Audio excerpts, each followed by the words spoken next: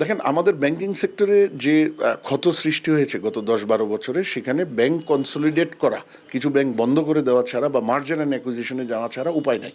কারণ বেশ কিছু ব্যাংক বা এনবিএফআই তাদের নিজেদের চলার শক্তি নাই, কারণ যে পরিমাণ লুটপাট হয়েছে, এনপিএল এর সংখ্যা দেখা যাচ্ছে 70-80-90%, এই ব্যাংকগুলোকে দাঁড়া করানো সম্ভব না। সুতরাং এগুলোকে বন্ধ করতে হবে বা মার্জ করে কমিয়ে নিয়ে আসতে হবে। সেই দিক থেকে বাংলাদেশ ব্যাংক যে প্রসেসটা শুরু করেছে, কনসলিডেশন, 5টা সিক ব্যাংক কনসলিডেট করে একটাতে এনেছে, খুব ভালো হতো তারা যদি নতুন ব্যাংকটা চালু না করে স্ট্রেইট বন্ধ করে ডেপোজিটারদের টাকা দিয়ে দিত। এখনও দিতে হবে, তখনও দিতে হতো। এর বাইরে আরেকটা জায়গা রয়ে গেছে, ওই আগের ব্যাংকগুলো যেগুলোকে কনসলিডেট করা হয়েছে তাদের শেয়ার হোল্ডার্সদের কী করা যেতে পারে। এখন দেখেন সেই জায়গায় শেয়ার হোল্ডার টাকাটা নির্ভর করে শেয়ারের ভ্যালু কত। যেহেতু এটা একদিকে যেমন এটাও সত্য যে আগের 5টা ব্যাংক তারা আসলে নেগেটিভ অ্যাসেট ভ্যালুতে চলে গেছিলো, সেখানে আপনি যদি একেবারে খুব অবজেক্টিভলি বিশ্লেষণ করেন সেই শেয়ারের আসলে কোনো ভ্যালু নাই।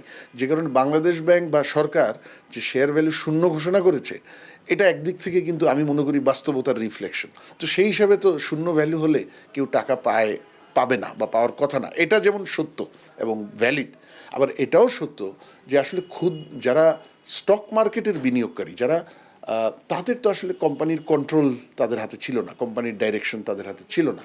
যারা লার্জ শেয়ার হোল্ডার বোর্ডে বসে কন্ট্রোলিং সিদ্ধান্ত নিতে পেরেছে, তাদের হয়তো এই লুটপাতে বেশি তারা জড়িত।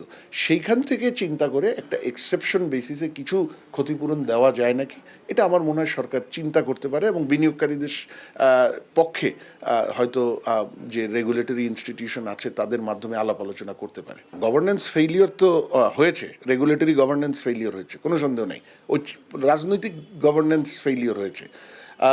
তারপরেও আমি যেটা বলবো, এই ব্যাংকগুলোর অনেকগুলো কিন্তু গত বন্ধ হয়ে যাওয়ার বা 24-এর 5ই অগাস্টের 5-7 বছর আগে থেকে এগুলোর ভিতর লুটপাট চলছিল।